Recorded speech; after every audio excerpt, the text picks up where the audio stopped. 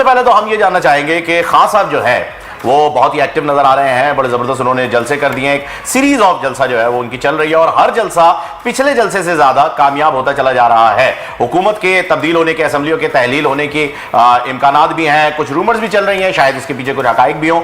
आप ये बताइए कि सितारे इस बारे में क्या कह रहे हैं, सितारों का किस रुझान किस जानिब है?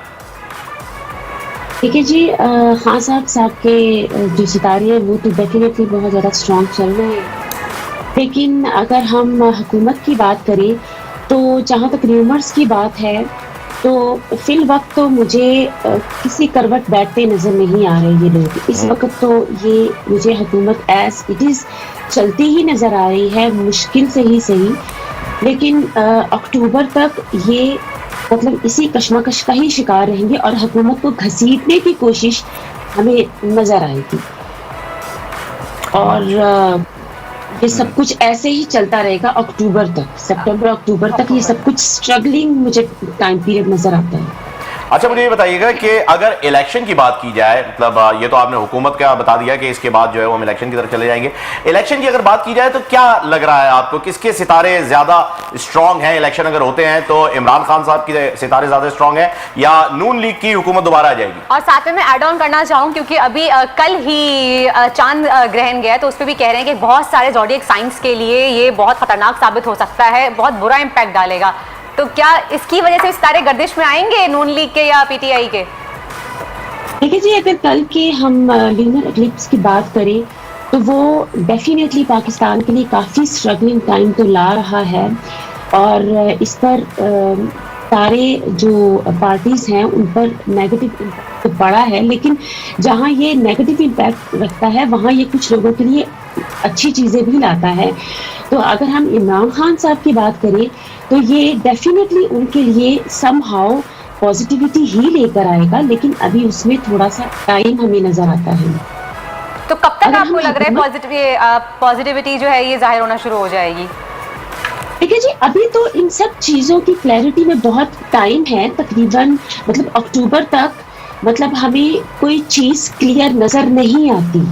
अगर हम हुकूमत की बात करें तो हमें हुकूमत स्ट्रगल में नज़र आती है, और अगर हम इमरान खान साहब की बात करें तो वो उनका पलड़ा बेशक भारी ज़रूर रहेगा, लेकिन वो भी हमें कामयाब जलसे करते हुए नज़र आएंगे। लेकिन जो मतलब अवाम है वो इमरान खान साहब की ही हमें साइड पे नज़र आएगी अक्सरियत में। लेकिन अगर हम मतलब ओवरऑल पाकिस्तान की बात करें कि ये ल्यूनर एक्लिप्स पाकिस्तान के लिए कैसा है, अवाम के लिए कैसा है और ये सारा टाइम पीरियड, तो ये अवाम के लिए काफ़ी मुश्किलात ला रहा है ये टाइम।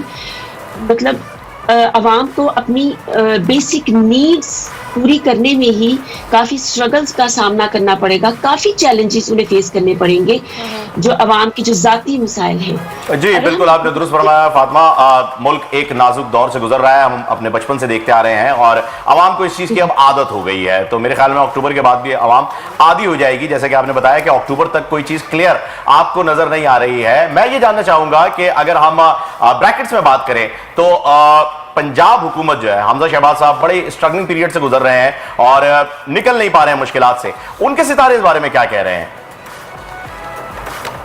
उनके सितारे गर्दिश में रह रहे हैं और कल के ल्यूनर एक्लिप्स के बाद उनको मजीद स्ट्रगल्स का सामना करना पड़ेगा, और ना सिर्फ उन्हें बल्कि पूरी पीएमएल नून लीग को बहुत ज़्यादा मुश्किलात का सामना करना पड़ेगा और उनके सितारे बेशक गर्दिश में ही रहेंगे इस सारे सिनेरियो के बाद। और ये जो टाइम पीरियड है स्पेशली जून जुलाई अगस्त, ये नून लीग के लिए बहुत हमें भारी नज़र आ रहा है। मतलब इतना स्ट्रगलिंग के उनको वो एक जिद की कैफियत में है कि वो हुकूमत छोड़ना भी नहीं चाहेंगे और वो उनको समझ भी नहीं आएगी कि हम ये सब कुछ करें कैसे। बिल्कुल Fatima, thank you so much, आपका बहुत बहुत शुक्रिया।